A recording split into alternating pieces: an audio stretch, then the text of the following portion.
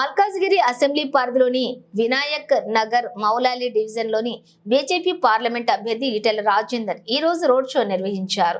ఈ సందర్భంగా ఆయన మాట్లాడుతూ కాంగ్రెస్ బీఆర్ఎస్ పార్టీలు దొందే అని విమర్శించారు. అమలు కాని హామీలు ఇచ్చి ప్రజలను మభ్యపెట్టి అసెంబ్లీ ఎన్నికల్లో గెలిచింది కాకుండా పార్లమెంట్ ఎన్నికల్లో కూడా అవే దొంగ హామీలు ఇచ్చి ప్రజలను మోసం చేయడానికి ప్రయత్నిస్తున్నారని దుయ్యబట్టారు. వచ్చే ఎన్నికల్లో బీజేపీ పార్టీకి ఓటు వేసి దేశాన్ని అభివృద్ధి పదంలో నడిపించాలని ఈ సందర్భంగా ప్రజలకు విజ్ఞప్తి చేశారు. ఈ కార్యక్రమంలోని వినాయక్ నగర్ మౌలాలి బీజేపీ కార్పొరేటర్లు రాజ్యలక్ష్మి, సునీత యాదవ్, బీజేపీ నాయకులు, కార్యకర్తలు పాల్గొన్నారు.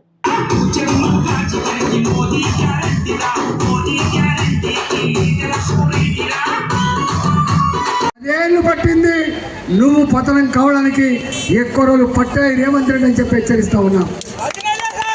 మొన్నటి వరకు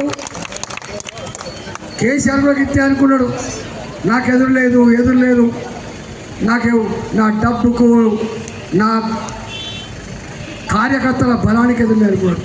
కానీ దెబ్బ కొడితే దిమ్మ దిగిపోయి లేస్తలేదు. ఇక పార్టీ లేస్తలేదు. ఇవాళ మొన్నదాకా కాంగ్రెస్ పార్టీ కూడా చచ్చిపోయిన పార్టీ అనుకున్నాం. కేసీఆర్ మీద కోపంతో మనము కేసీఆర్ ఒకటైతని చెప్పి విష ప్రచారం చేస్తే ఇవాళ నమ్మిన ప్రజలు కేసీఆర్ ఉడగొట్టాలని చెప్పి రేవంత్ రెడ్డి కొట్టేసింది తప్ప రేవంత్ రెడ్డి గొప్పతనాన్ని, రేవంత్ రెడ్డి అనుభవాన్ని, రేవంత్ రెడ్డి హామీలను వాళ్ళు పరిగణలోకి తీసుకోలేదు, ఓటు వేయలేదు. కానీ అడుగుతున్నా, ఇంకొక 2 నెలల తర్వాత రేవంత్ రెడ్డి ఇచ్చిన హామీలు అమలు చేయకపోతే ఇప్పటికీ ఒక పాట వచ్చింది.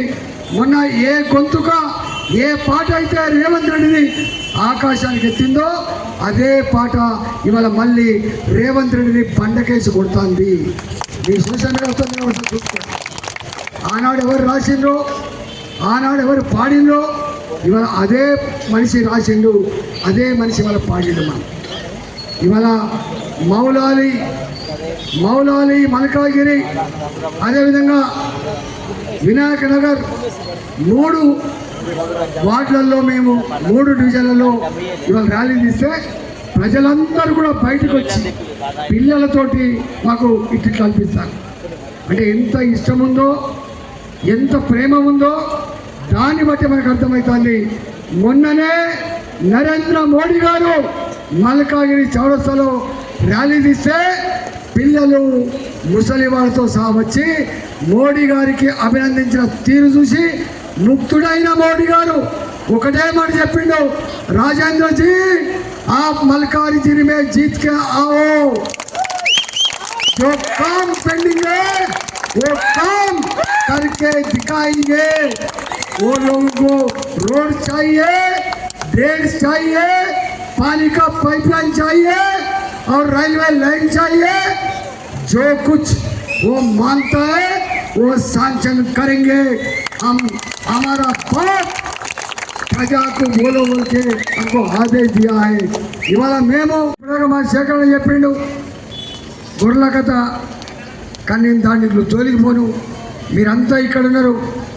రేవంత్ రెడ్డి గారు ఇచ్చిన మాటలు అమలైనవి అని చెప్పి ఒక్కొక్కటి అడుగుతా. అమలైందని చెప్పండి, అమలు కాకపోతే అమలు కాలేదని చెప్పండి.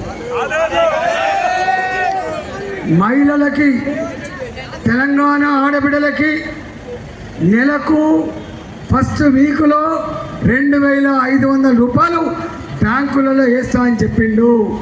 4 నెలలు గడిచిపోయింది, వేసిండా అమ్మ 2500 రూపాయలు? ఏదా? ఒకటి. రెండవది, పెన్షన్లు ఆపిండ్రు 5 ఏళ్ళుగా. భర్తలు చనిపోయిన వాళ్ళు, మల్కాజ్గిరి పార్లమెంటు పరిధిలో ఎన్ని బస్సులు ఉన్నాయి, బస్సులలో ఉండే జనం ఎంత? వాళ్ళకు 1000 రూపాయలు ఇవ్వన్నా, 2000 రూపాయలు ఇవ్వన్నా, 3000 రూపాయలు ఇవ్వన్నా అని చెప్పి లెక్క రాస్తున్నాడ. ప్రజలారా, నేను చేయబట్టి 2000 3000 ఇస్తే బ్రహ్మాండ తీసుకోండి. అవి పుక్కడకు వచ్చిన పైసలే తప్ప మన కడుపు కొట్టి, నోరు కొట్టి, భూముల పైరలు చేసి వచ్చిన పైసలే తప్ప వాళ్ళ సొంత పైసలు కాదు. కాబట్టి ఇస్తే బాజాప్తా తీసుకోవాలి. హుజురాబాద్ ఏం చేసిండ్రో 2021లో ఇవాళ కాంగ్రెస్ పార్టీ కూడా కర్రు కాల్చి వాత పెడుతున్న విషయం మరి మర్చిపోతున్నారు వాళ్ళు. మీరు అనుకుంటున్నారు లీడర్ చెప్పగానే లీడర్ చెప్తే ఎప్పుడు వింటారు? లీడర్ చెప్పేది ప్రజలకు ఇష్టం ఉన్నది చెప్తే వింటారు తప్ప ప్రజలకు ఇష్టం లేని చెప్తే వింటారా? ప్రజలంతా మోడీకి ఓటేయాలని చెప్పి అనుకుంటే, ప్రజలంతా ఈటలన్నకు ఓటేయాలని అనుకుంటే, ప్రజలంతా కమలంపు గుర్తును గెలిపించాలనుకుంటే ఇవాళ నాయకులు అమ్ముడు అయి మీరు కాంగ్రెస్ పార్టీకి ఓటేయమని వేస్తారా? మన గొర్రెలెక్క కనబడుతున్నామా? మనకు ఆలోచన లేదా? ఇవాళ మీరు అనుకుంటున్నారు డబ్బును నమ్ముకున్నాడు, మద్యం సీసాలు నమ్ముకున్నాడు, అధికార దుర్యోగం నమ్ముకున్నాడు, దౌర్జన్యాన్ని నమ్ముకున్నాడు. కేసీఆరే మట్ల కలిసిపోయిండు. రేవంత్ రెడ్డి కూడా గది పడుతుంది. నేను 6 నెలల నుంచి మొత్తుకుంటున్నా, రేవంత్ రెడ్డి ఇచ్చిన హామీలు అమలు కావు అని చెప్పి మొత్తుకున్నా, కానీ నమ్మలే. ఇవాళ మళ్ళీ అదే మాట హరీష్ రావు గారు కూడా మాట్లాడతాడు. ఇవన్నీ పక్కకు పెట్టు, మహిళలకు ఇచ్చే 2500 రూపాయలు పక్కకు పెట్టు, డబుల్ బెడ్రూమ్ పక్కకు పెట్టు, రైతులకు ఇచ్చే 2 లక్షల రూపాయలు రుణమాఫీ ఒకేసారి కనుక చేస్తే ముక్కు నేలకు రాస్తా అని చెప్తున్నాడు. శాశ్వతంగా రాజీనామా చేసి మళ్ళీ పోటీ చేయని చెప్తున్నాడు. దానికి స్పందించలే రేవంత్ రెడ్డి గారు. ఇస్తా అంటాడు. మళ్ళీ ఈ ఓట్లు పడేదాకా, ఈ ఓట్లు డబ్బలు పడేదాకా ఎన్ని మాటలు అని చెప్తాడు. ఒట్టెక్కేదాకా ఓడమల్లప్ప, ఒట్టెక్కినాక పూడమల్లప్ప. రేవంత్ రెడ్డి ఎవరు నమ్ముతామా? కేసీఆర్ 10 ఏళ్ళు నమ్మినాం, ఆగమైపోయినాం మనం. డబుల్ బెడ్రూమ్ల గురించి ఎంత గొప్ప చెప్పిండు. పొడలత్తే ఎక్కడ పడుకుంటుంది, బిడ్డ అత్తే ఎక్కడ పడుకుంటుంది, అల్లు ఎక్కడ పడుకుంటుంది చెప్పిండా? ఇచ్చిండా డబుల్ బెడ్రూమ్? ఆయన బాగుపడ్డాడు తప్ప ప్రజలు బాగుపడలేదు. కాబట్టి మీ అందరికీ నేను ఒక్కటే విజ్ఞప్తి చేస్తాను, భారత్ మాతాకి. ఇప్పటికే కిలోమీటర్ల తరబడి ర్యాలీ తీసినాం.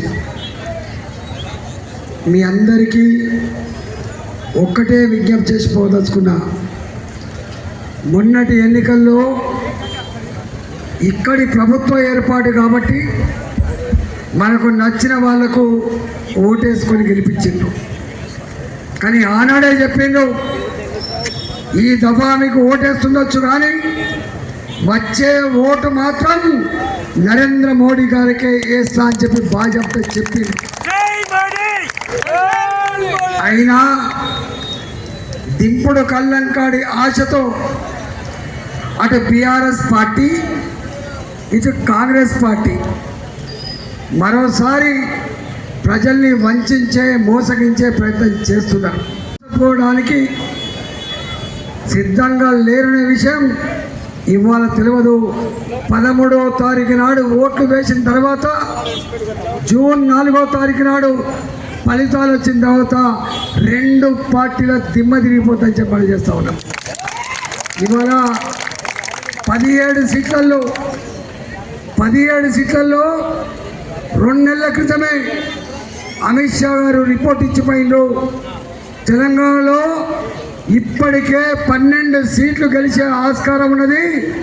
మిగతా 5 సీట్లలో కూడా బ్రహ్మాండంగా నువ్వా నేనన్నట్టు ఉన్నాం.